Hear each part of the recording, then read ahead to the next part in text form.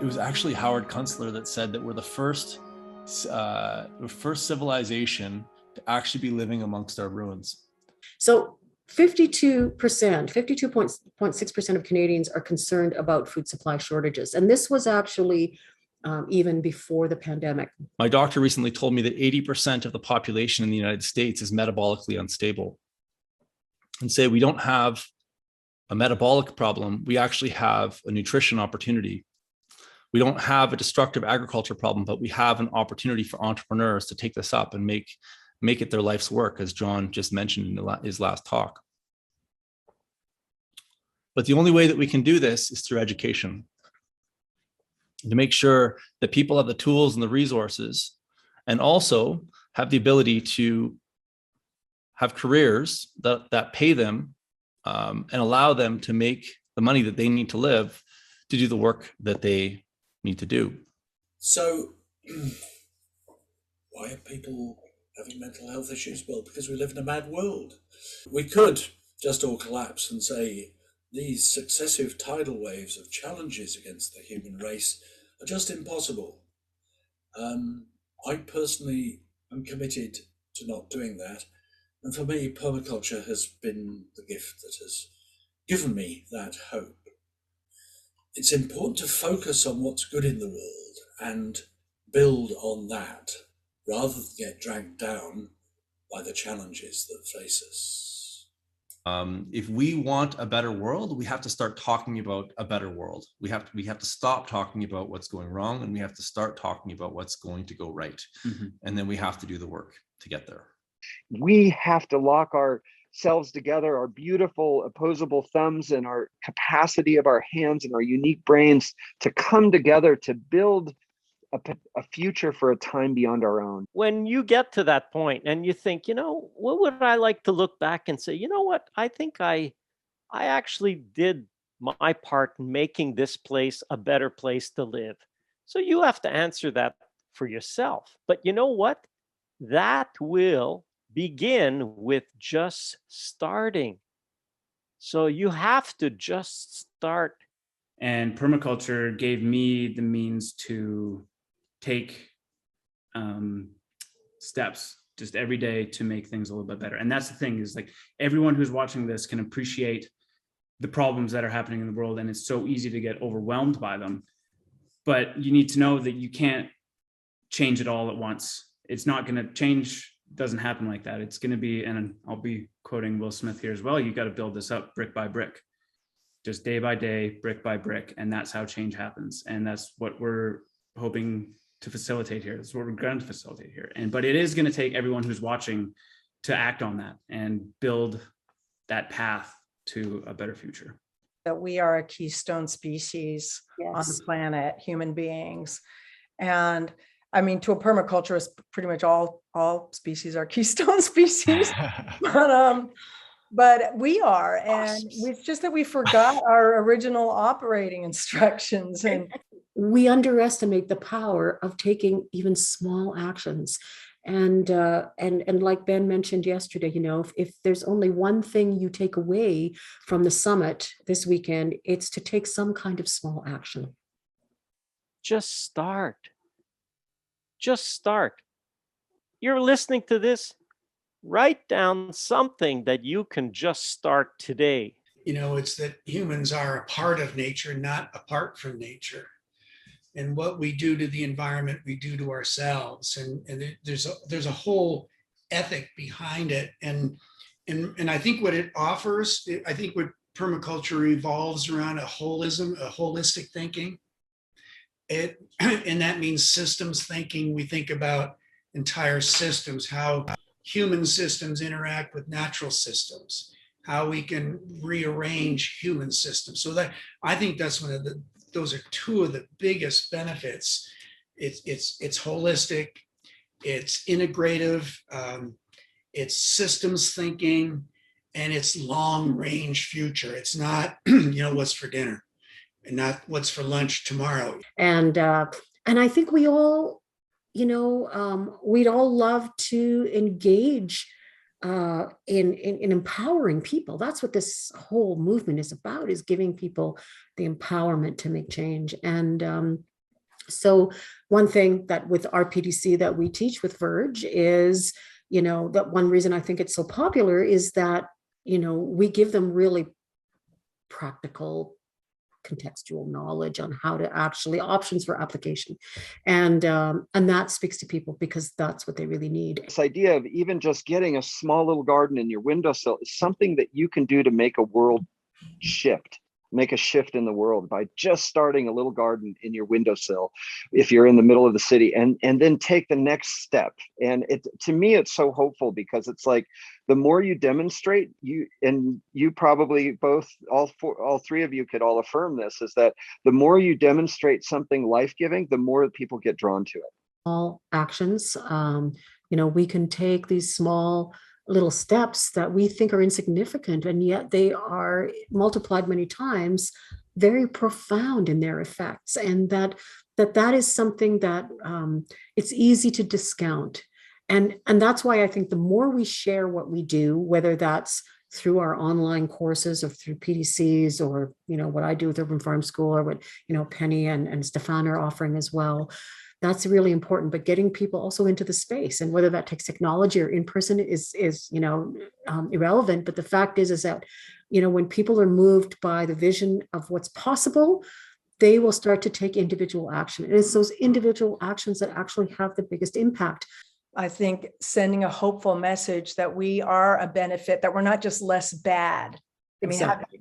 how can our practices and how can we supply for our needs in a way that's actually regenerating the earth rather than just being on the less bad category? And that's what really resonates with me about permaculture, is that it's not just less bad, it's actually beneficial. We're building soil, we're cleaning water, we're healing ecosystems while we're growing our food and our medicines. What I don't get is the and this is what permaculture again kind of offers is it's a very proactive, solutions oriented focus, because as opposed to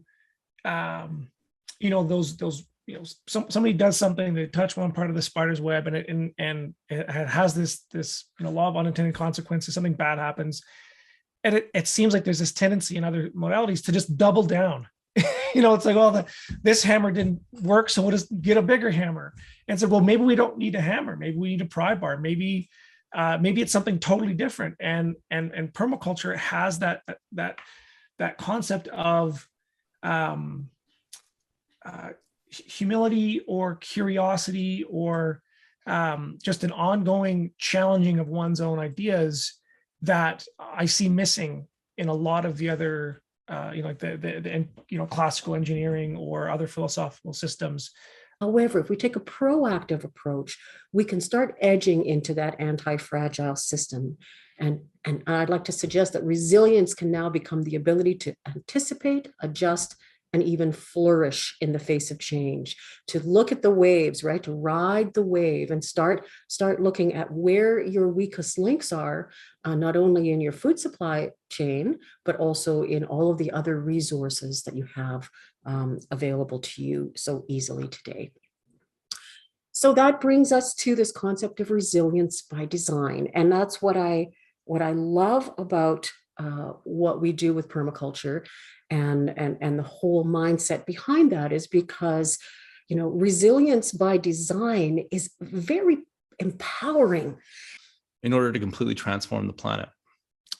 And we have almost no time to do it. But the good news is that we have all the tools, techniques, and knowledge to do it. And so it requires each and every single one of us to start right outside our back door. And it requires us to do it in a way that tastes better, that's more fun, it's more optimistic. Because if we don't come at it from that perspective, then all we're doing is creating more fear porn in a world that is completely obsessed with fear, especially in the last 2 years. When you create a beautiful space that is nurturing to you and productive and abundant and resilient, other people will feel that. And it's that feeling that empowers them, that inspires them to want to make change. I've often said, we absolutely could feed the world with permaculture. There's no question. At the beginning was, okay, I know that I need to make a living, and I know that I want to spend my life I want to spend my life energy doing something that is actually going to have a meaningful impact. And permaculture for me was an opportunity to do both of those things at the same time and not feel bad about it. Each and every one of us is a citizen of this planet, and we have this deep DNA connection with the living systems that surround us in this earth that we inhabit, and there's a powerful connection there that just needs to be re-acknowledged and re-embraced. And we have neighbors, and so part of my work has been to be a humble voice for those that have no voice, that can't speak, they can't vote, they can't speak out about what's happening to their place, to their home. And so that's been a big part of I think us as permaculturists need to step up and be a voice, because their lives are literally in our hands. And then just remembering the elders and remembering the young ones and making sure that what she puts in her mouth is clean, fair, safe food, and remembering the sacred. And I love this quote by Terry Tempest Williams: "The eyes of the future are looking back at us and are praying for us to see beyond our time." And I think that's our work as permaculturists. Understand planting trees you'll never sit under the shade of. That is something that to me is really an honorable way to give your life energy to the world, is to do things for a time beyond your own. But it can be done. And we have working examples of massive scale restoration and water table building, and it's these incredible win-win systems, and that it's just inspiring. Just inspiring that like this is possible, and this is the scale that we need to be working on the planet. I mean, if we're going to kind of stabilize, if the collective will of humanity was turned towards ecological restoration, food security, watershed restoration, in 45 days, we could turn the ship around. Yeah. It is possible to restore large-scale degraded landscapes that have been degraded over vast areas and over long historic time frames. Ecological restoration is not theoretical. It is physical, and the actions of millions and billions of people are needed to reverse human impact on the climate, making ecological restoration also the way to ensure full employment, food security, physical and psychological health. Exciting times, and I'm so hopeful at, if all of us find our leverage points in the world, like where are the places we can get the most leverage with our life energy and reach the visionary and the early adopters, I do believe we can hit that tipping point sooner than later. I really, really believe that. Or as a human species, we can actually create a different way. And so that's what we've chosen to do. We no longer want to focus on what is in the fourth world.